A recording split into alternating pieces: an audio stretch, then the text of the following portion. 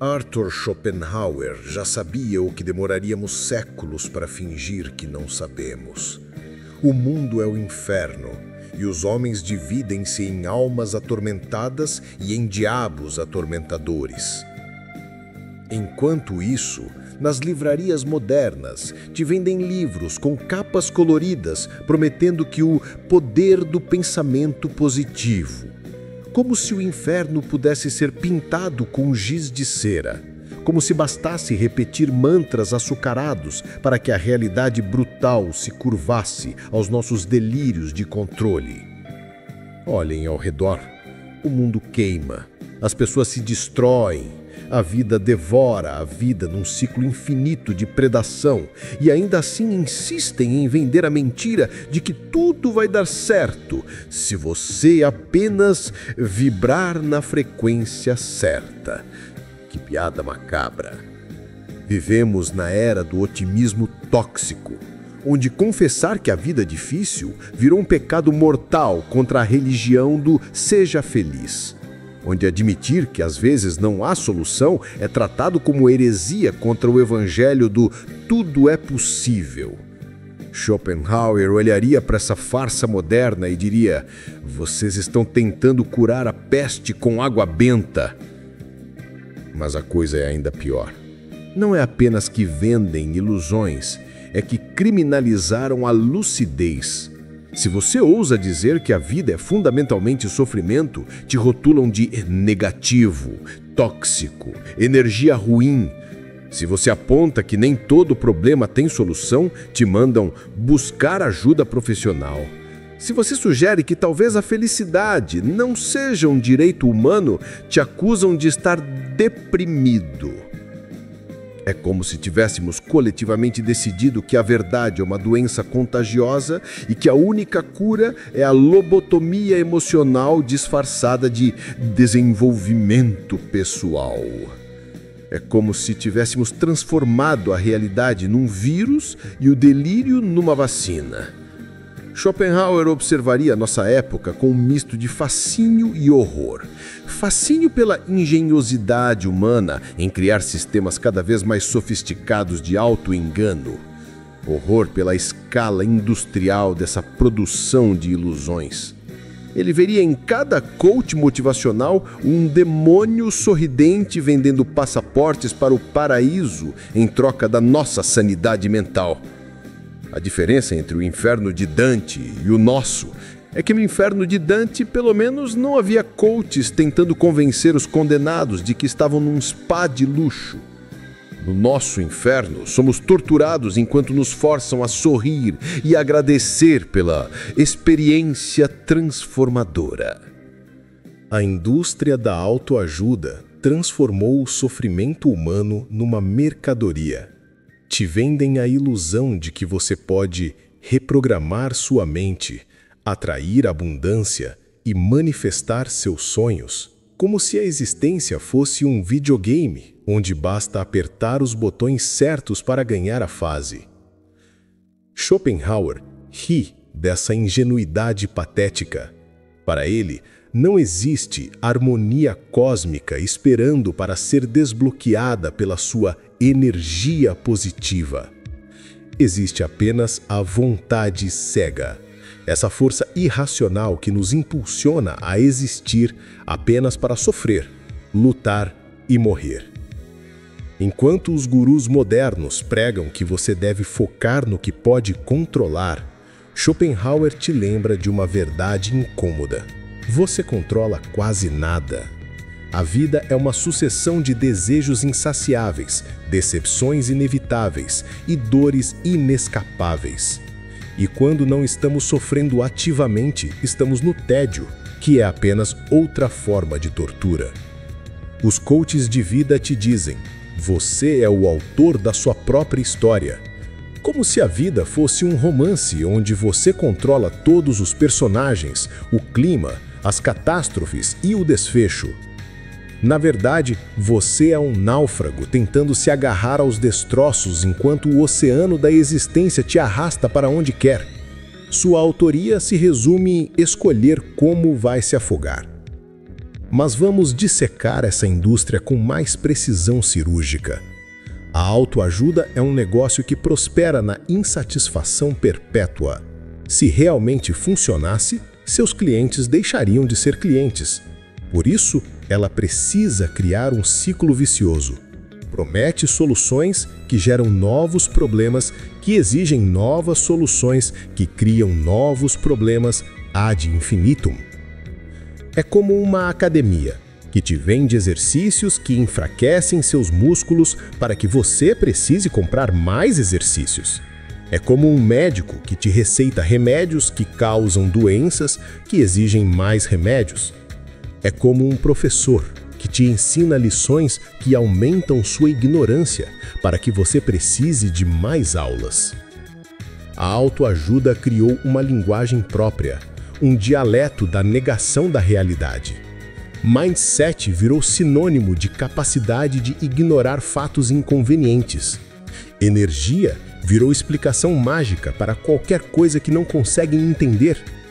O universo virou um mordomo cósmico que atende pedidos de quem acredita forte o suficiente. E o mais perverso, transformaram a dor numa culpa. Se você sofre, é porque não está vibrando alto o suficiente. Se está doente, é porque tem pensamentos negativos. Se está pobre, é porque não merece abundância. Eles pegaram a crueldade natural da existência e acrescentaram uma camada extra de crueldade. A culpa por não conseguir transcender o que é intranscendível. Vamos escavar mais fundo nesse cemitério de promessas vazias. Cada livro de autoajuda é um túmulo da razão. Cada seminário motivacional é uma missa negra onde sacrificam a inteligência no altar da esperança barata. Desperte o gigante interior. Que gigante? O gigante da autoilusão? O gigante da negação da realidade? O único gigante que existe dentro de você é o gigante da sua capacidade infinita de se enganar. E esse, meu amigo, já está bem acordado, obrigado. Seja a mudança que você quer ver no mundo. Por que eu deveria querer mudar um mundo que nunca me perguntou se eu queria fazer parte dele? Por que deveria ser responsável por consertar um sistema que já estava quebrado bilhões de anos antes de eu nascer? É como pedir para um prisioneiro reformar a prisão onde está confinado. Você tem poder ilimitado. Então, por que você está comprando um livro de R$ 29,90 em vez de usar esse poder ilimitado para materializar o conhecimento diretamente no seu cérebro? Por que o autor do livro não usou seu poder ilimitado para eliminar a necessidade de livros? Porque qualquer um de nós ainda precisa de dinheiro se temos poder ilimitado. A autoajuda criou um paradoxo ontológico. Se seus métodos funcionassem, ela não existiria. Se você realmente pudesse controlar sua realidade, não precisaria de ninguém te ensinando como controlar sua realidade. Se a felicidade fosse uma escolha, não precisaríamos de indústrias inteiras dedicadas a nos convencer que é assim. Observem como a modernidade conseguiu a proeza impossível transformar até mesmo o sofrimento numa oportunidade de negócio. Não apenas criaram produtos para supostamente eliminar a dor, criaram produtos que prometem transformar a dor em prazer, o trauma em crescimento, a tragédia em lição de vida. Tudo acontece por uma razão. A razão é que vivemos num universo caótico onde bilhões de variáveis aleatórias se chocam constantemente, criando padrões que interpretamos como destino, porque nossa mente evoluiu para encontrar significado até onde não existe. A razão é que preferimos acreditar em conspiração cósmica a aceitar que somos formigas numa colônia que não tem arquiteto. Suas feridas são os seus superpoderes. Não. Suas feridas são suas feridas. Às vezes cicatrizam, às vezes infeccionam, às vezes matam. Transformar trauma em superpoder é como transformar câncer em vitamina. Pode funcionar na fantasia, mas na realidade você continua morrendo. Gratidão transforma tudo. Gratidão por quê? por ter nascido numa espécie que desenvolveu consciência suficiente para perceber sua própria mortalidade? Por viver num planeta onde a cadeia alimentar é baseada na tortura mútua? Por fazer parte de um universo que está se expandindo até a morte térmica? Gratidão é o ópio dos oprimidos existenciais. A indústria do bem-estar espiritual pegou o sofrimento humano e o embalou como se fosse um presente do universo. Cada dor virou uma oportunidade de crescimento. Cada trauma virou uma iniciação espiritual. Cada fracasso virou uma redireção do destino. É como se tivéssemos desenvolvido uma síndrome de Estocolmo cósmica, onde nos apaixonamos pelo nosso sequestrador existencial e começamos a defender seus métodos de tortura como carinho sádico do universo. Tentar controlar a vida com gratidão e foco é como tentar curar câncer com maquiagem. Você pode pintar o rosto do moribundo, mas a doença continuará devorando por dentro. A realidade não se importa com seus decretos mentais, seus vision boards ou suas afirmações matinais. Schopenhauer entendeu que a vida é fundamentalmente uma tragédia disfarçada de comédia. Nascemos sem pedir, sofremos sem merecer e morremos sem escolher. Entre esses três fatos imutáveis, nos vendem a ilusão de que podemos construir a nossa felicidade, como se felicidade fosse um projeto de engenharia. A verdade é mais sombria. Somos escravos de uma força cega e irracional que nos mantém presos ao ciclo da necessidade, da busca, da frustração e da dor. Quando satisfazemos um desejo, imediatamente surge outro. Quando não temos o que desejar, caímos no vazio do tédio. É uma prisão existencial onde as grades são feitas da nossa própria natureza. Os profetas do otimismo moderno querem que você acredite que essa prisão é um spa de luxo, que suas correntes são colares de diamante, que seus gritos de desespero são canções de alegria. Eles transformaram a negação da realidade numa virtude e a aceitação da verdade numa doença mental. Mas vamos nos aprofundar na anatomia dessa maquiagem existencial. Cada técnica de transformação pessoal é essencialmente um método de maquiagem psicológica.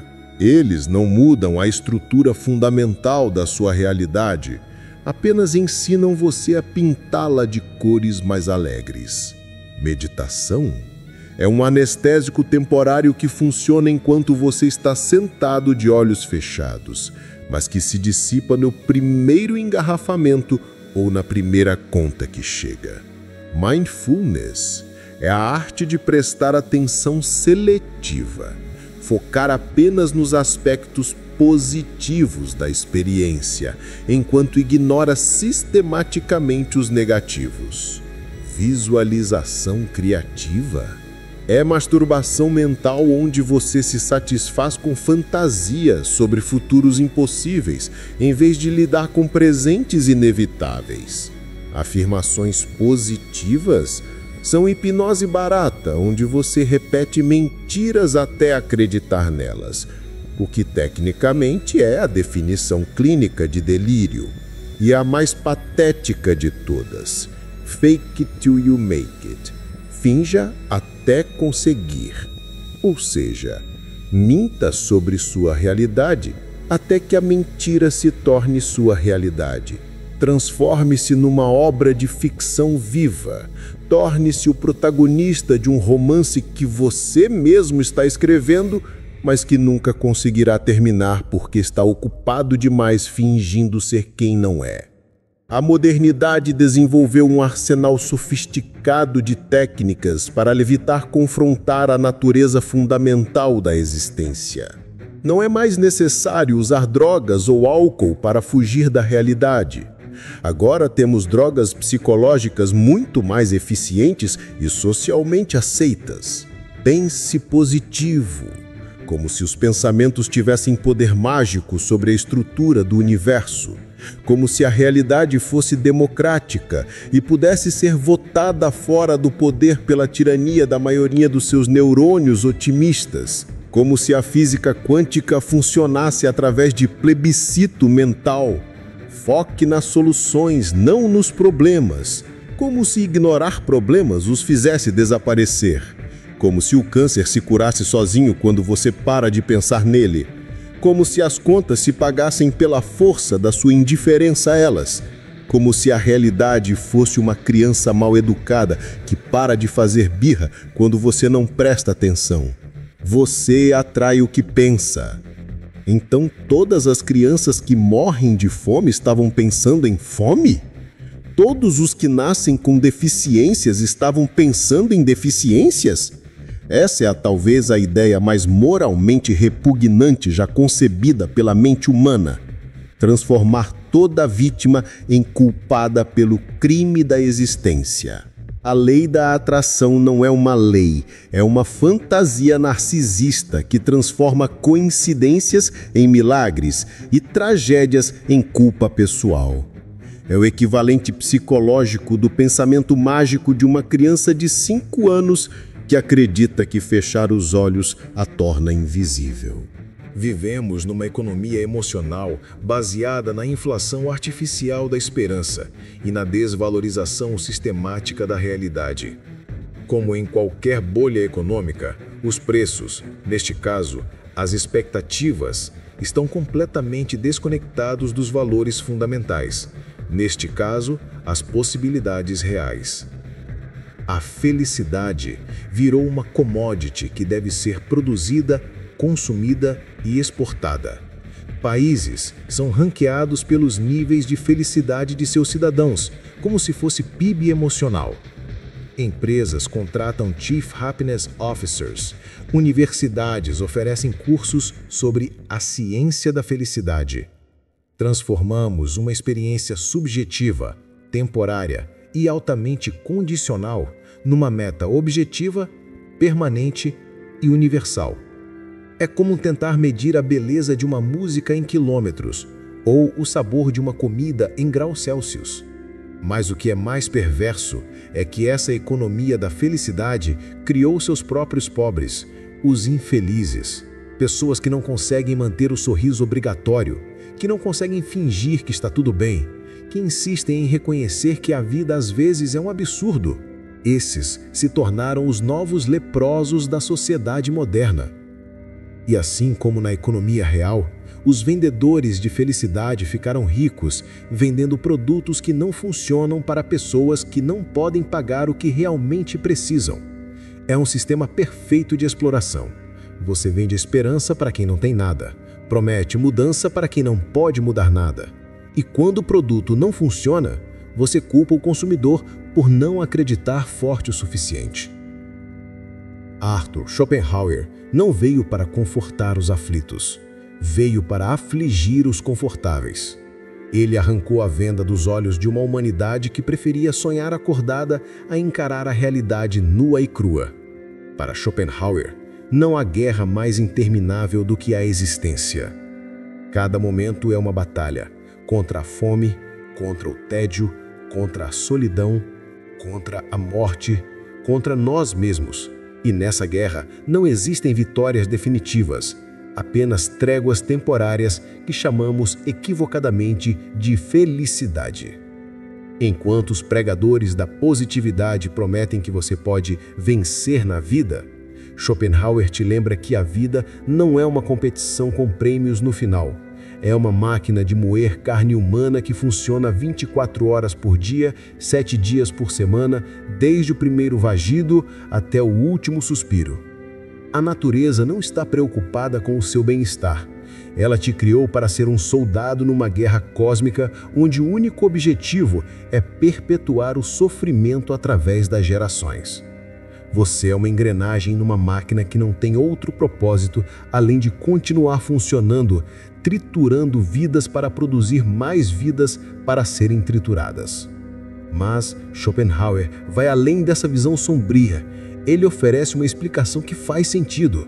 Enquanto os otimistas modernos pintam o mundo de cor-de-rosa e depois ficam confusos quando a tinta descala, Schopenhauer pinta o mundo de preto e depois mostra exatamente por que essa é a cor verdadeira.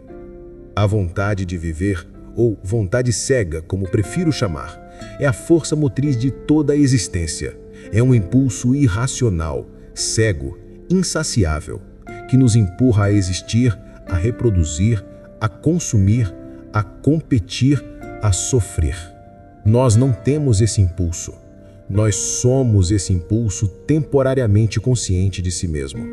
É como ser uma onda no oceano que ganhou consciência por alguns segundos e agora tenta entender por que existe, para onde vai e por que não consegue parar de se mover. A resposta é simples. Você é apenas uma perturbação temporária na superfície de algo muito maior e muito mais antigo que você. Schopenhauer disseca a estrutura íntima da nossa prisão existencial. Não somos prisioneiros de uma força externa. Somos a própria força que nos aprisiona. É como ser simultaneamente o carrasco e a vítima, o algoz e o torturado, o dono e o escravo. Cada desejo que você sente não é seu desejo, é a vontade usando você como veículo para se expressar. Quando você sente fome, não é você que tem fome, é a vontade garantindo que o organismo continue funcionando. Quando você sente desejo sexual, não é amor, é a vontade garantindo que a espécie continue se reproduzindo. Quando você sente ambição, não é crescimento pessoal, é a vontade garantindo que você continue competindo pelos recursos. Você é uma marionete que desenvolveu a ilusão de que está controlando os próprios fios. Você é um ator que se esqueceu de que está representando um papel escrito por outra pessoa. Você é um personagem de videogame que ganhou consciência, mas continua sendo controlado pelo jogador. E a parte mais cruel, quanto mais consciente você fica dessa situação, mais sofre. A ignorância era uma bênção. A lucidez é uma maldição. Por isso, Schopenhauer dizia que toda satisfação, ou aquilo que comumente se chama felicidade, é de natureza negativa e jamais positiva. Ou seja, não existe felicidade, existe apenas alívio temporário do sofrimento. É como coçar uma coceira. O prazer vem de parar de sentir dor, não de sentir algo genuinamente bom. Toda alegria é apenas a pausa entre duas dores. Todo contentamento é apenas o intervalo entre dois desejos. Mas Schopenhauer não para por aí. Ele constrói um sistema filosófico inteiro para explicar por que a existência é estruturalmente impossível de ser satisfatória. Não é uma questão de má sorte ou de circunstâncias desfavoráveis. É uma questão de design fundamental. O mundo é dividido em duas dimensões. O mundo como vontade, a realidade em si, cega e irracional, e o mundo como representação, a realidade como aparece para a nossa consciência, organizada pelas formas do espaço, tempo e causalidade. Na dimensão da vontade, não existe individualidade, tempo ou espaço. Existe apenas um impulso único e universal se manifestando através de bilhões de formas aparentemente separadas.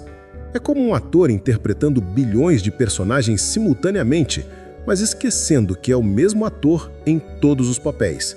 Na dimensão da representação, somos indivíduos separados competindo por recursos limitados num tempo linear dentro de um espaço restrito. Somos forçados a lutar uns contra os outros sem saber que somos aspectos da mesma força fundamental lutando contra si mesma. É o absurdo ontológico perfeito. Somos uma unidade que se fragmentou e agora cada fragmento tenta destruir os outros para se manter inteiro, sem perceber que ao destruir os outros, está se destruindo também. É como uma pessoa com múltiplas personalidades, onde cada personalidade tenta matar as outras. De um lado, temos a promessa ilusória: acredite em si mesmo e conquiste o mundo.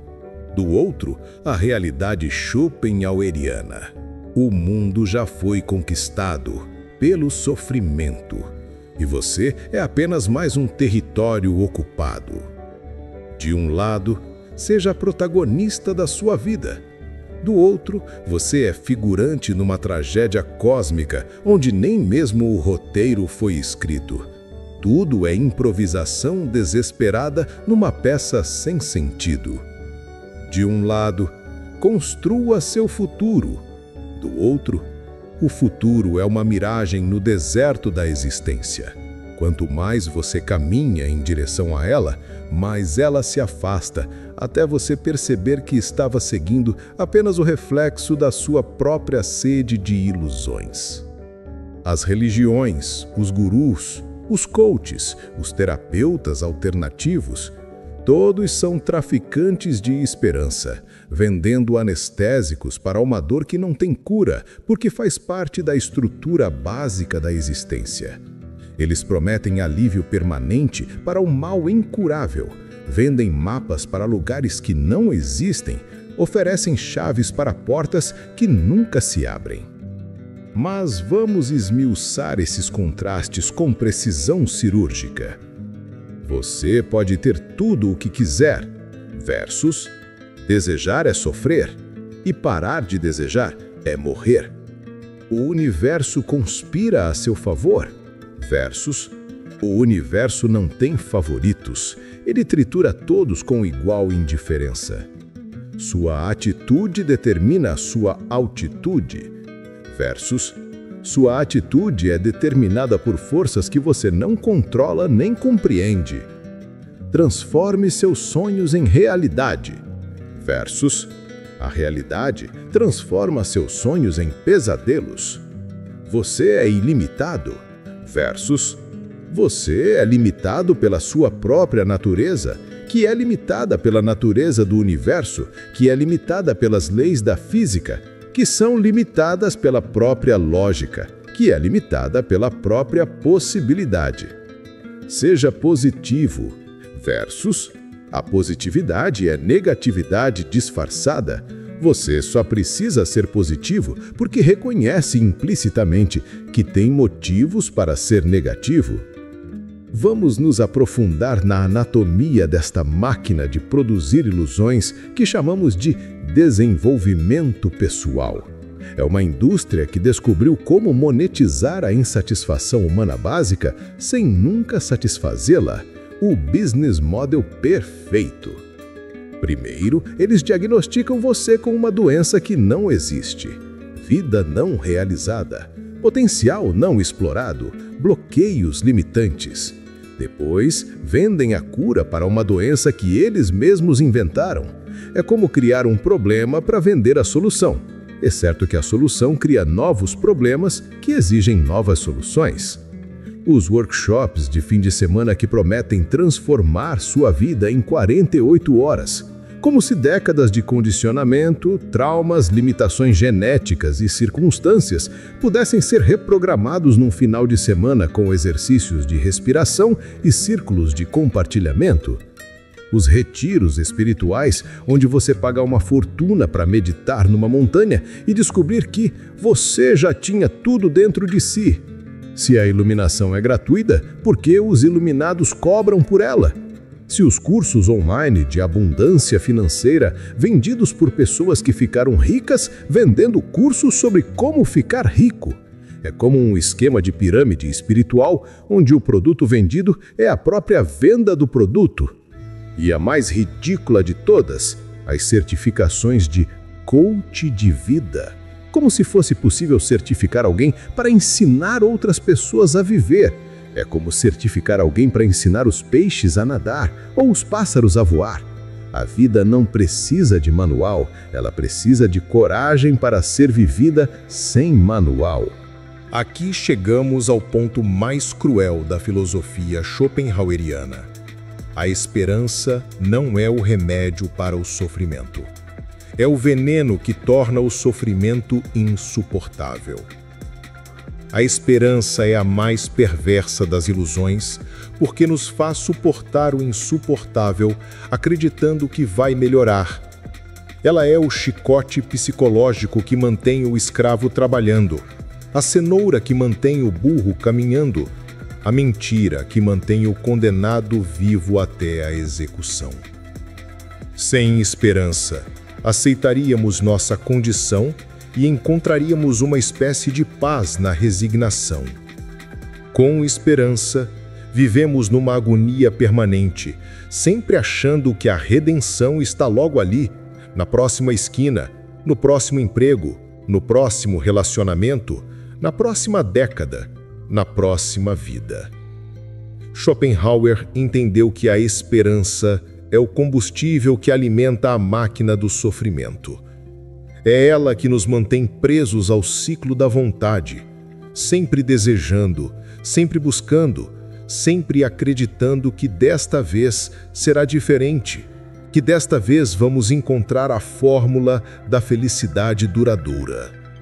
Mas vamos dissecar essa tortura com mais precisão. A esperança funciona como um vício. Você precisa de doses cada vez maiores para obter o mesmo efeito anestésico. E quando o efeito passa, a dor de abstinência é pior que a dor original. Primeira dose: amanhã vai ser melhor. Quando o amanhã chega e não é melhor, você precisa da segunda dose. Na próxima semana vai ser melhor. E assim por diante. Próximo mês, próximo ano, próxima década, próxima vida, próxima encarnação.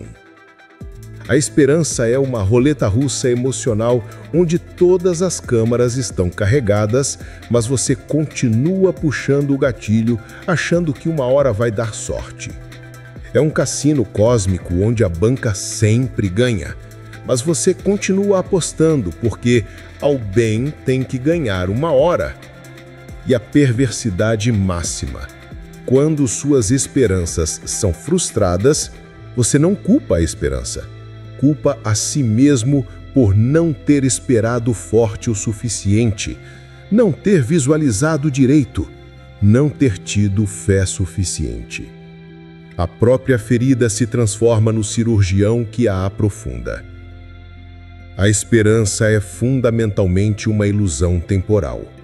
Ela projeta no futuro uma satisfação que é impossível no presente. Mas o futuro, quando chega, sempre chega como presente. E no presente, a satisfação continua impossível, então precisa ser novamente projetada no futuro. É como perseguir sua própria sombra. Quanto mais rápido você corre atrás dela, mais rápido ela foge de você. A única maneira de alcançá-la é parar de correr. Mas aí ela desaparece, porque só existe enquanto você está em movimento. Quando eu conseguir aquele emprego, vou ser feliz. Você consegue o emprego e descobre que precisa de uma promoção para ser feliz. Quando eu conseguir a promoção, vou ser feliz. Você consegue a promoção e descobre que precisa de um emprego melhor. E assim ad infinitum. Quando eu encontrar a pessoa certa, vou ser feliz. Você encontra a pessoa e descobre que precisa casar para ser feliz. Quando casar, vou ser feliz. Você casa e descobre que precisa de filhos. Quando eu tiver filhos, vou ser feliz. Você tem filhos e descobre que eles precisam crescer para você ser feliz. Você morre esperando ser feliz. A esperança é uma fábrica de futuros que nunca chegam, porque estão sempre sendo adiados para um futuro mais distante. É como uma loja que nunca abre porque está sempre em abrindo em breve. Vamos escavar as camadas sedimentares das promessas não cumpridas que formam o substrato da experiência humana moderna. Camada infantil. Quando eu crescer, vou fazer o que quiser. Você cresce e descobre que adultos fazem principalmente o que não querem. Camada adolescente. Quando eu sair de casa, vou ser livre. Você sai de casa e descobre que a liberdade é apenas outro nome para responsabilidades que você não escolheu. Camada universitária. Quando eu me formar, vai começar minha vida de verdade.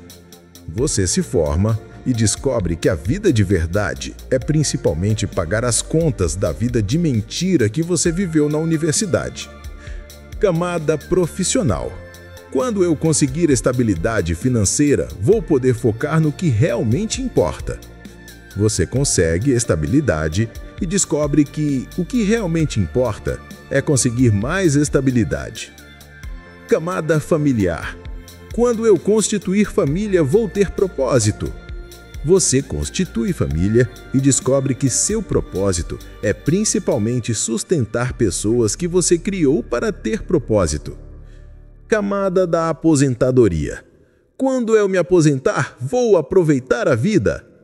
Você se aposenta e descobre que já esqueceu como aproveitar a vida, ou que sua saúde não permite mais, ou que não tem dinheiro suficiente, ou que está velho demais para começar.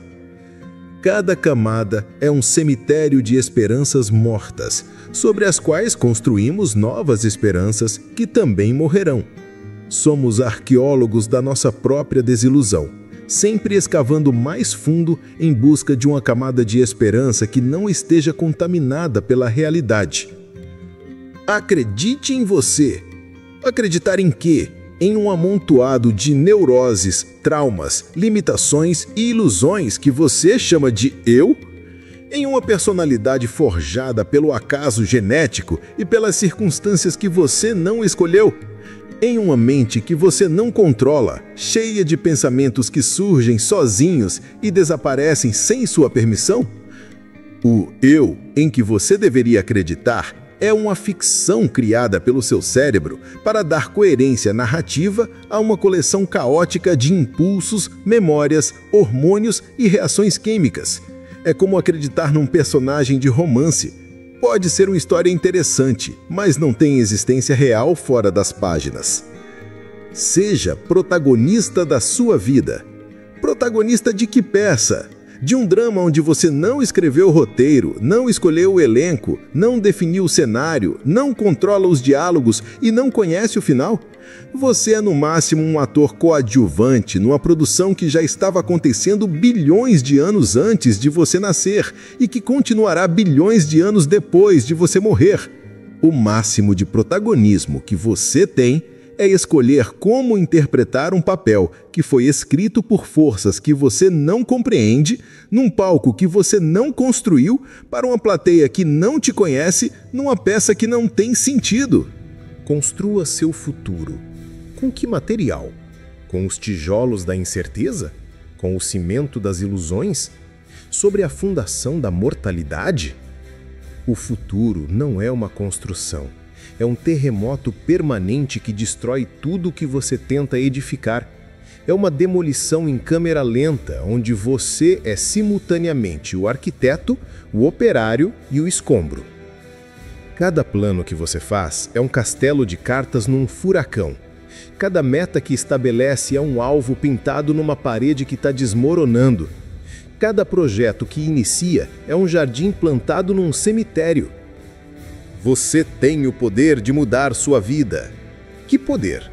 O poder de escolher entre diferentes formas de sofrimento? O poder de trocar uma prisão por outra? O poder de pintar as grades da sua cela com cores mais alegres? Se você tivesse realmente poder sobre sua vida, teria escolhido nascer? Teria escolhido seus pais, seu país, sua época, seu corpo, sua mente? O único poder real que você tem é o poder de escolher como reagir ao que acontece com você. E até essa escolha é limitada pela sua programação genética, seu condicionamento social, seu estado emocional, seus níveis hormonais e 1000 outras variáveis que você não controla. Mude seus pensamentos, mude sua vida. Como se os pensamentos fossem objetos que você pode trocar como mobília. Como se a mente fosse um armário onde você pode escolher qual roupa mental vestir hoje. Os pensamentos surgem espontaneamente, se desenvolvem autonomamente e desaparecem sem sua permissão. Você não pensa os pensamentos te pensam. É como tentar mudar o clima mudando o termômetro. É como tentar mudar a música mudando o volume do rádio. O pensamento é sintoma, não causa. É o vapor, não a chaleira. É o reflexo, não a luz. Schopenhauer nos lembra: a vida é uma guerra sem tréguas e morre-se com as armas na mão. Esta talvez seja a metáfora mais perfeita da condição humana. Não lutamos para vencer, lutamos porque não temos escolha. A luta é a própria essência da nossa existência. Desde o momento em que nascemos, já estamos perdendo a guerra.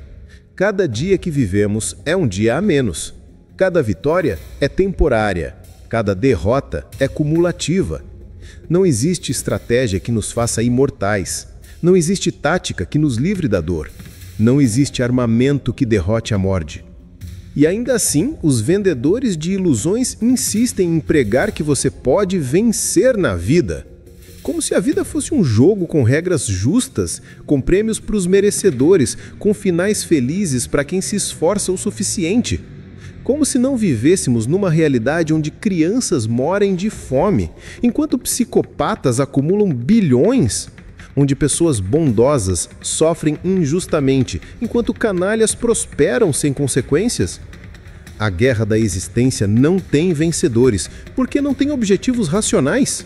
É uma guerra travada por soldados inconscientes, comandada por generais cegos, financiada por uma economia baseada na conversão de felicidade em sofrimento. É uma guerra onde a única estratégia inteligente é reconhecer sua absurdidade fundamental. Mas vamos mapear esse campo de batalha existencial com mais precisão. Frente de combate biológica. Seu próprio corpo está constantemente travando guerra contra vírus, bactérias, células cancerígenas, o envelhecimento, a entropia. Cada segundo, bilhões de células morrem e são substituídas numa batalha microscópica pela sobrevivência. Você é um campo de guerra ambulante. Frente de combate psicológica. Sua mente trava a guerra constante entre desejos conflitantes, entre o que você quer e o que deve fazer, entre suas fantasias e suas limitações, entre suas esperanças e suas memórias. Você é um general tentando comandar um exército em constante motim. Frente de combate social.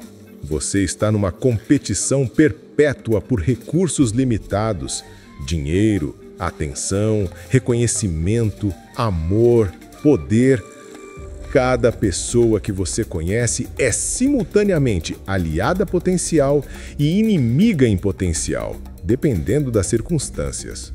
Frente de combate temporal. Você está numa corrida contra o relógio, onde a linha de chegada é a morte. Cada minuto que passa é um minuto a menos. Cada oportunidade perdida é uma derrota permanente. Cada momento de felicidade é roubado de um estoque finito. Frente de combate cósmica. Você está numa luta contra as leis da física, contra a segunda lei da termodinâmica, contra a expansão do universo, contra a morte térmica do cosmos. Você é uma pequena explosão de complexidade temporária numa direção geral de simplificação permanente. Não existe vitória final na vida, apenas sobrevivência momentânea. Cada dia que você acorda é apenas mais um dia que conseguiu adiar o inevitável. Cada problema que você resolve é substituído por 2 novos. Cada desejo que você satisfaz revela 10 outros que nem sabia que existiam. Os coaches te dizem para celebrar as pequenas vitórias. Schopenhauer perguntaria: vitórias contra quem?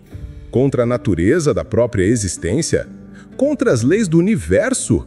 Contra a estrutura fundamental da realidade? É como comemorar porque conseguiu segurar a respiração por mais tempo debaixo d'água, uma proeza temporária que apenas adia o afogamento. Vivemos numa economia existencial baseada na escassez. Escassez de tempo, de energia, de saúde, de recursos, de oportunidades, de amor, de significado. Cada coisa que ganhamos é arrancada de um estoque limitado. Cada momento de felicidade é roubado de uma conta bancária que só diminui. Cada experiência positiva tem prazo de validade e cobrança de juros. E aqui chegamos ao paradoxo central da condição humana. Precisamos lutar para sobreviver, mas não podemos vencer a luta. Precisamos ter esperança para continuar, mas a esperança nos mantém presos ao sofrimento. Precisamos buscar sentido para suportar a existência, mas a busca por sentido revela sua ausência fundamental.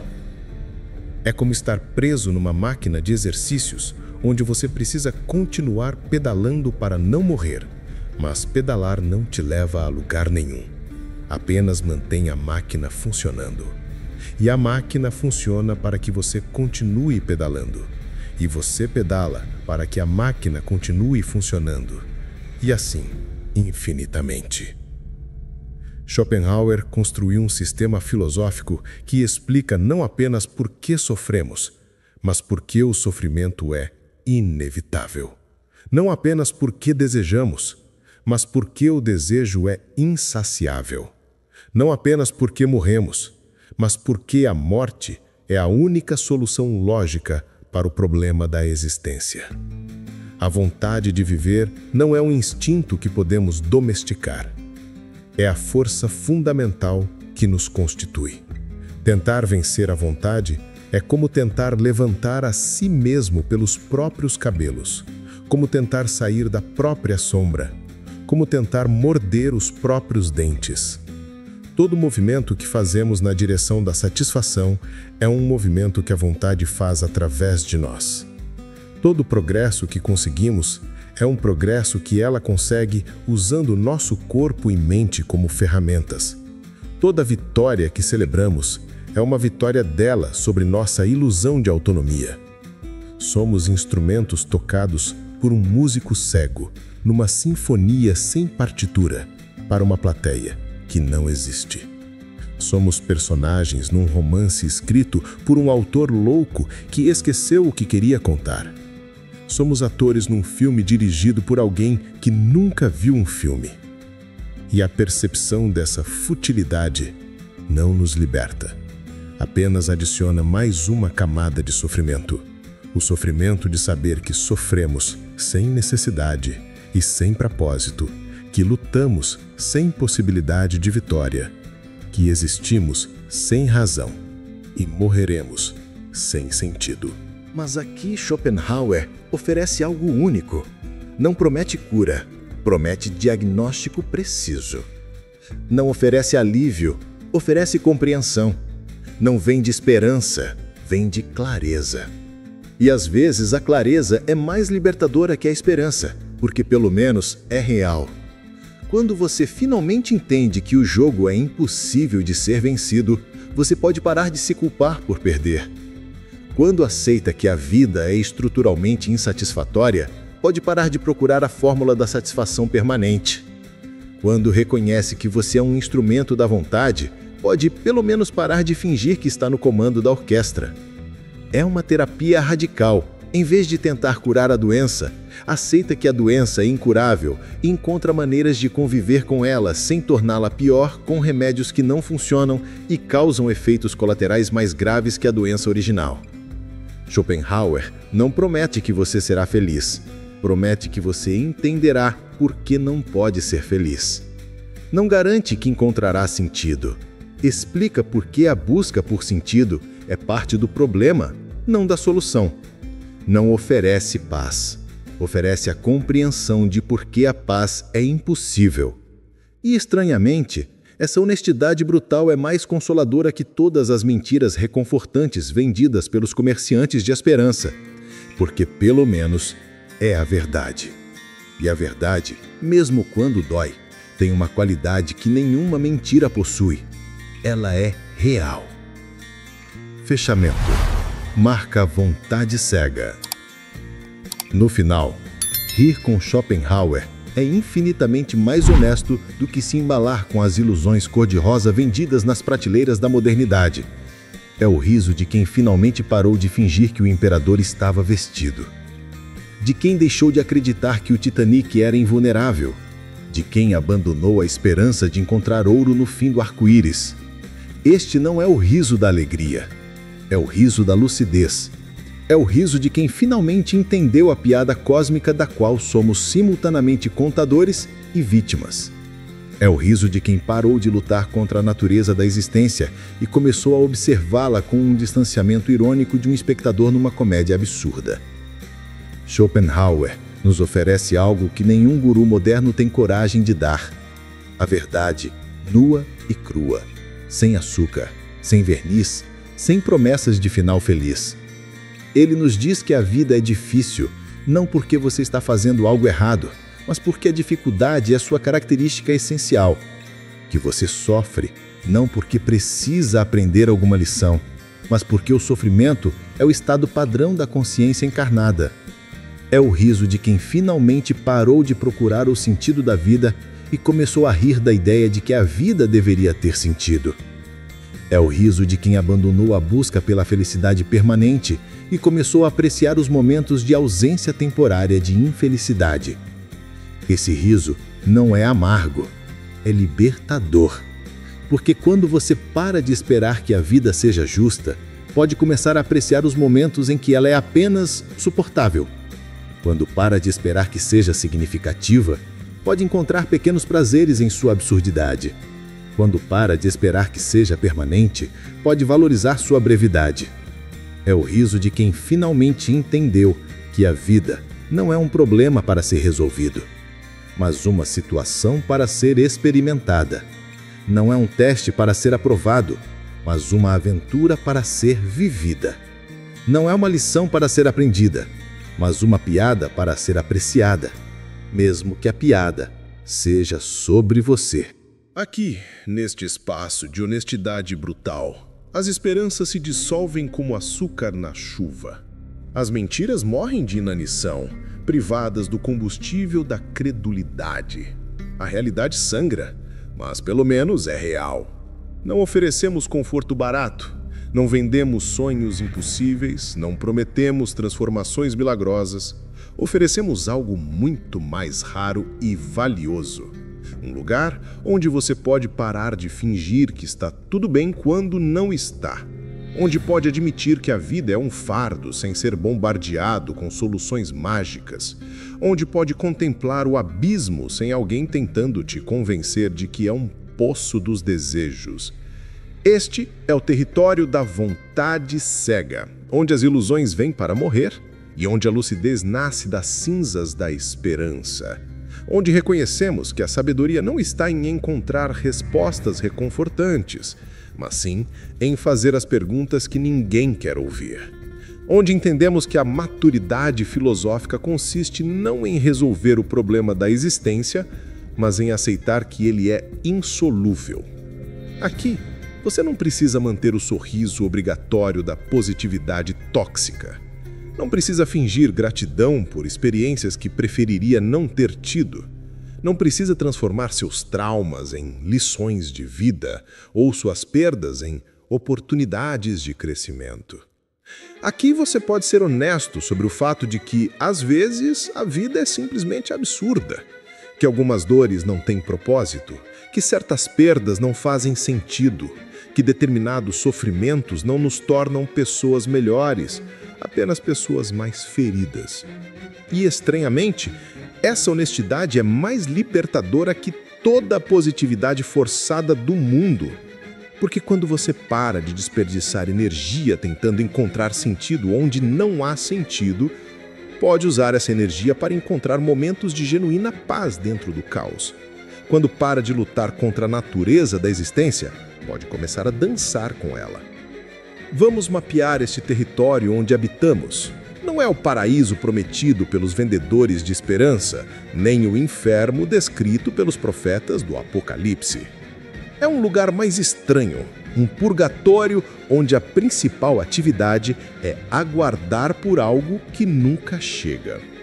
É uma terra onde os rios correm em círculos, onde as estradas levam todas ao mesmo lugar, onde as montanhas são miragens e os vales são armadilhas.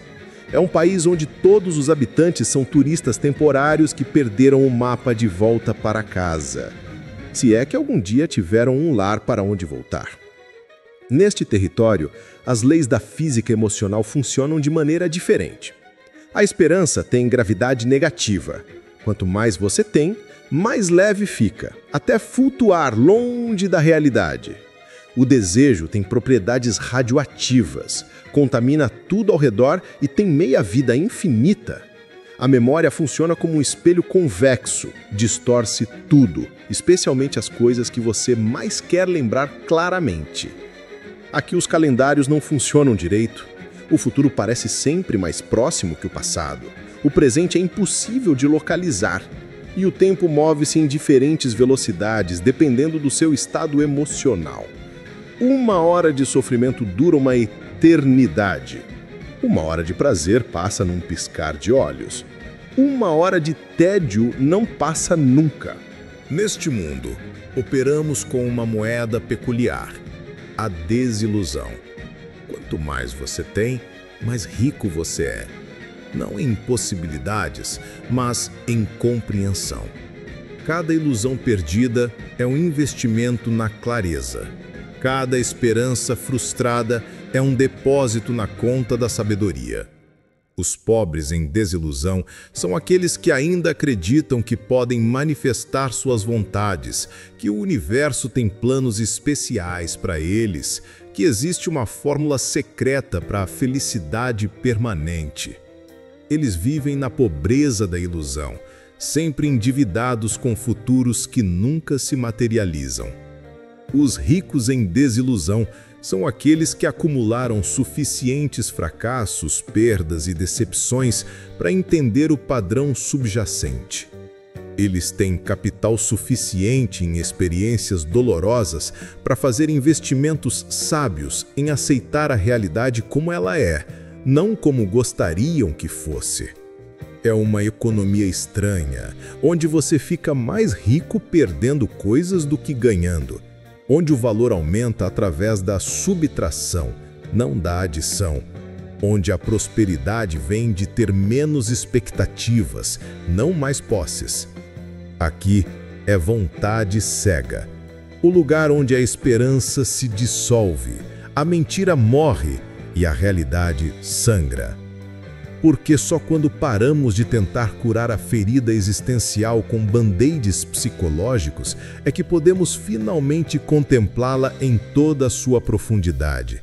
Só quando abandonamos a busca pela felicidade permanente é que podemos encontrar momentos genuínos de paz na resignação lúcida. Só quando aceitamos que somos passageiros num navio que sempre esteve afundando é que podemos parar de lutar contra as ondas e começar a apreciar a vista. Esta é nossa assinatura no mundo. Não a promessa de salvação, mas o convite à lucidez. Não a garantia de dias melhores, mas a honestidade sobre os dias que temos. Não a cura para a condição humana, mas a companhia na contemplação da sua incurabilidade fundamental. Bem-vindos ao único lugar onde vocês podem ser honestos sobre o que realmente sentem quando ninguém está olhando. Onde podem confessar que às vezes a vida parece um erro cósmico sem serem bombardeados com citações motivacionais. Onde podem reconhecer que Schopenhauer talvez tenha razão. O mundo é mesmo um inferno, e todos nós somos almas atormentadas tentando encontrar um pouco de sombra numa paisagem em chamas. Aqui, vocês não precisam fingir que são gratos por experiências que os traumatizaram, que encontraram lições em perdas que apenas os deixaram mais pobres, que cresceram com dores que apenas os diminuíram. Aqui, vocês podem admitir que algumas coisas na vida são simplesmente ruins, sem propósito, sem significado, sem redenção possível. E é exatamente nessa admissão que encontramos uma forma estranha de paz. Não a paz da resolução, mas a paz da aceitação. Não a paz de ter encontrado as respostas, mas a paz de ter parado de fazer perguntas impossíveis. Não a paz da felicidade, mas a paz de não precisar ser feliz.